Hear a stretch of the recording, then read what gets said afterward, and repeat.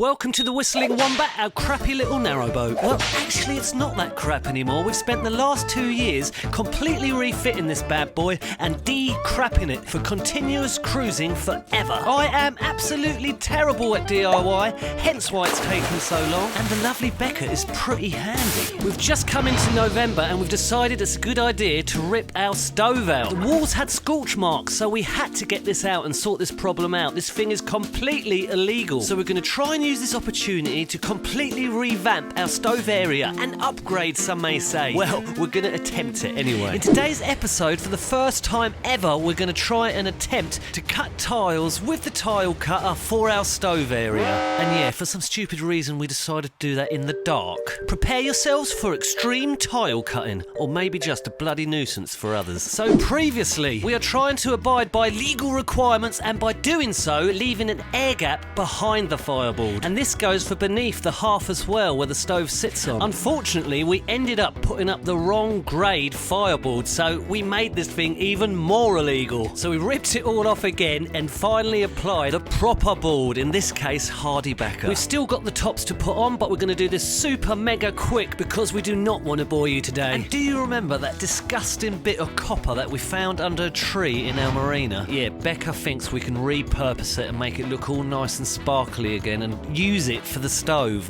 Weird. I think not, but let's see what happens, eh? We are Chris and Bex. We are the Nomadic Crobot.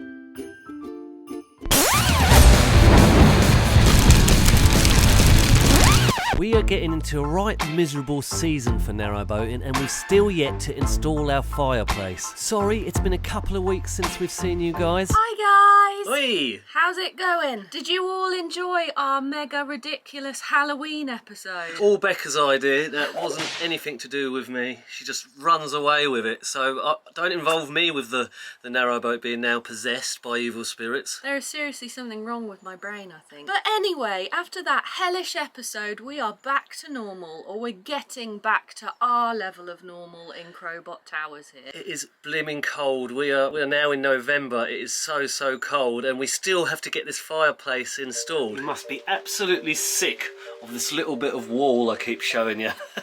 Our fireplace is still on the floor. It is blimmin' cold on this narrowboat. We've got to get it installed. And next up, we're going to get the hardy backer board, and we're going to get a couple bits up on the left and the right up here. And the whole fireplace is completely ready for tiling then. Absolutely miserable out there today. So let's load up, guys. We've obviously got to cut our hardy back boards to get them up there. And this means we're going to have to cut the hardy backer board in the narrowboat. Health and safety, always!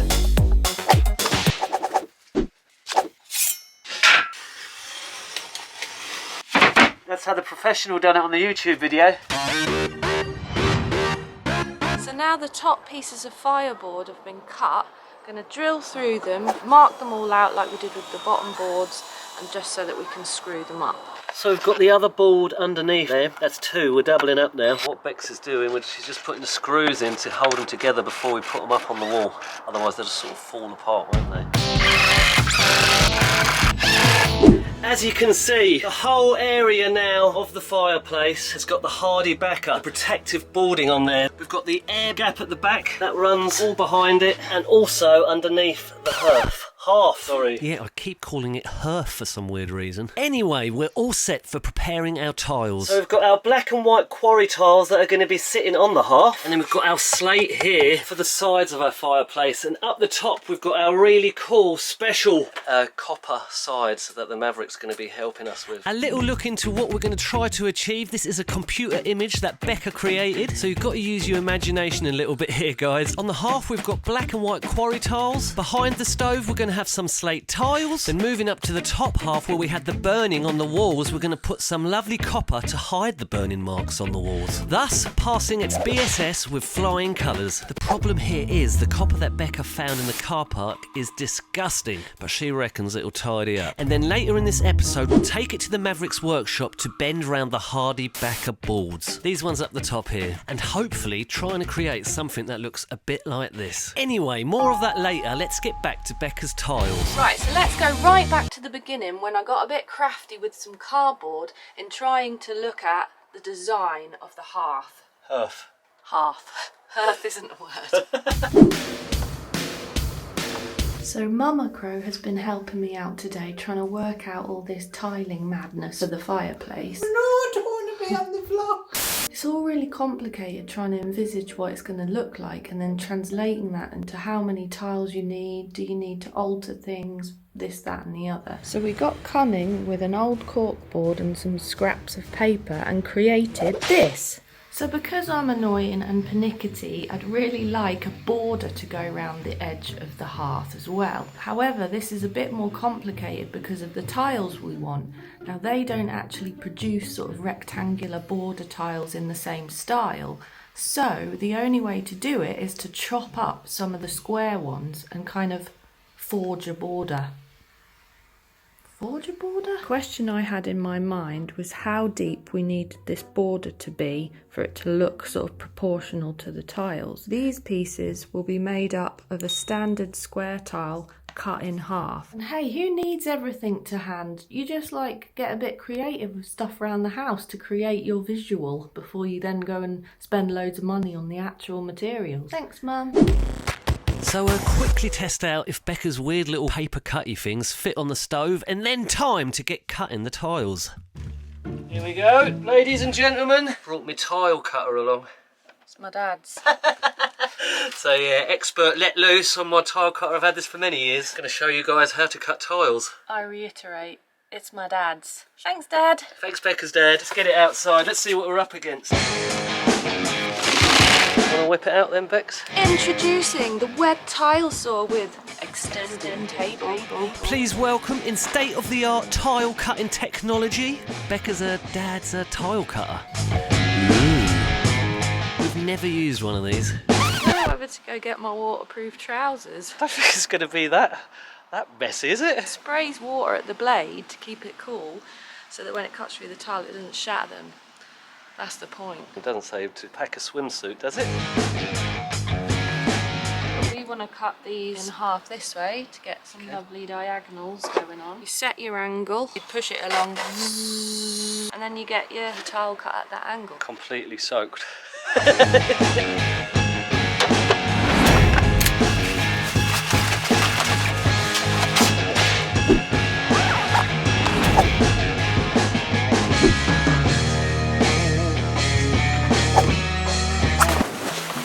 Thanks. Got something here for you.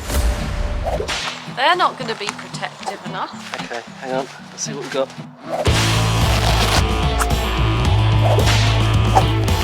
I've been told it's really, really messy. So this is going to be interesting.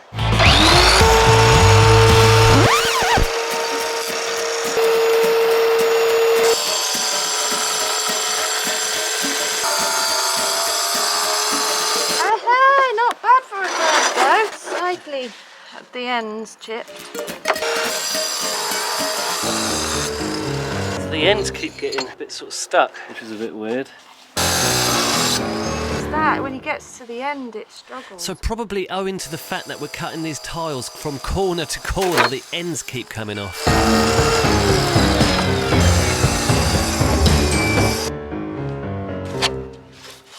Maybe it's down to technique. So I'm going to step up. Okay, push the button, show everyone how it's done.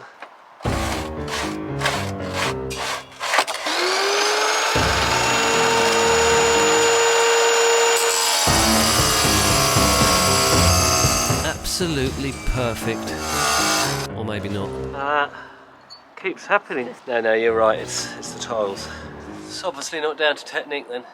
Thankfully, plenty to play around with, so we had enough. Night time now, and she's out here with the blade.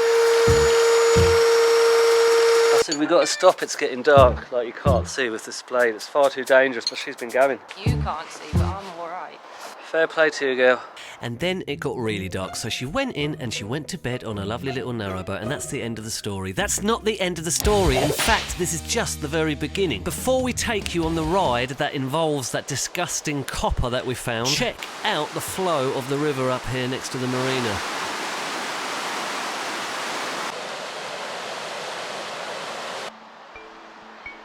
It has been so chaotic down here because of the weather. Yeah, I would not want to be cruising right now.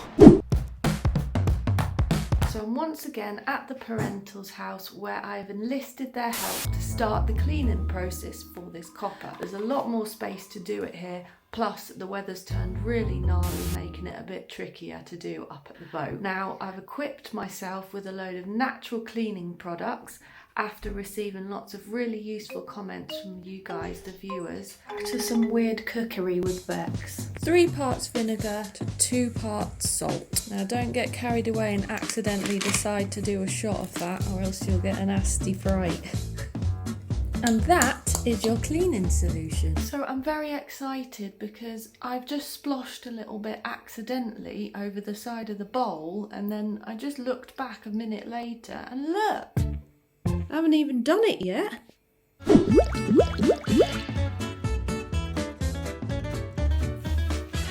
How cool is that? It's like magic. Watch it transform before your eyes. Just look at this, guys. The difference is phenomenal. Check that out. It's like brand spanking new. Some of the more slightly stubborn stains have just left the vinegar soaking in a bit, and then I'll come and go over them again. Anyone want to see some magic? Step aside, Harry Potter. And with my not very secret solution, I shall turn this copper from very bland to very shiny. Watch it transform before your eyes. Isn't it incredible how well this has come up? I mean, I'm eating my words now, and isn't it incredible at how disgusting Becca's hand is? The girl loves grub, and she also loves a freebie, so that brings us to the Mavericks workshop, where we're going to attempt to bend this copper. Look who it is! Take two. The Maverick has taken it upon himself to help us out today, hasn't he, Beck? He is our hero because he has a metal folding machine. Just the very thing we need for our copper. We love a freebie, don't we? Yeah, I've been roped into the world of freebie too. I'm not that kind of guy, honest. But yeah, can we have it done for free, please? This is part of the Mavericks catering trailer business. Surprisingly, they build catering trailers. Check them out. They're called A&R Willis, and they have one of the best reputations in the UK. And better yet, they've got a lovely, beautiful workshop that bends things for us. So we've brought down the top parts of our Hardy backer boards too, so the Maverick can work with it. We will be using the Hydra shear. Looks like something out of Chernobyl. This is the cutty machine.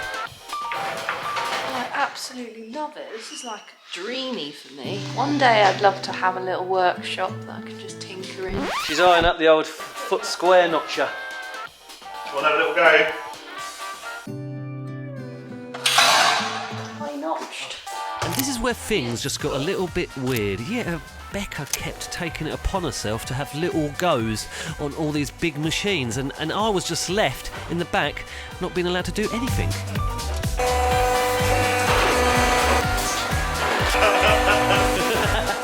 It's like that special kid at school, you let him have like a little go, like first go. You will be punished.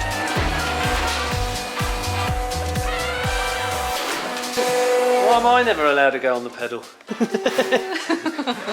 So now that Becca has cut the copper to size, we've got to nobble the corners off so we can bend it. Welcome the bendy machine. Welcome the bendy machine lever. Welcome the bendy machine's second lever. Just getting silly now. Less of the bendy machine levers, unless of course you're going to let me have a go on the bendy machine lever. Nope, Bex gets to go on the bendy machine lever. And the secondary bendy machine lever. What is going on here? They won't let me near the machines. Can I push the button next time, please? I'm getting a bit... Something funny.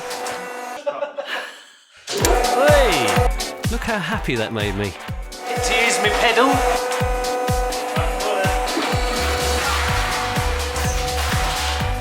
Again, the Maverick's going to cut off the corners so we can bend it round the Hardy backer.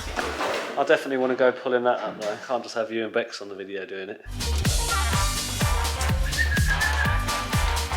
Ready? And now I am that idiot that they like have a little go I know, in class. Now to check if it fits round the Hardybacker boards. And look, wow, that's the second one, amazing. And they're still a little bit grubby and a little bit bent, but they're sat round the Hardybacker board now. Bex assures me these are still going to scrub up really, really nice and shiny. And she's going to scrub them up in this episode. So far, very, very impressed. See you later, Maverick. Thank you, Mr. Maverick, and let's get these back to the narrowboat, ready for the cleanse, the big cleanse. The idea will be to get them back up the top here, hopefully in the next episode. But like I say, we've got to clean these babies first. Before we do that, check out what Bex has done to the bottom of the fireplace here, the hearth. So we've got all the quarry tiles finally cut up and placed out on how it's going to look like on the hearth. These have all still got to be cemented down onto the hearth as well. So currently they're just loose. Bearing in mind I've never tiled before, I think I've opted for like one of the more difficult patterns you can go for with tiling instead of it just being like all solid colour in a nice row. I like that, looks well good. So next up we've got the slate tiles. They're going to sit on the sides of the fireplace. Then we're going to cement them on first and then move on to cementing these little bad boys on properly. Bex is going to measure them up now. Do you like how I'm explaining it all but Bex is doing it all?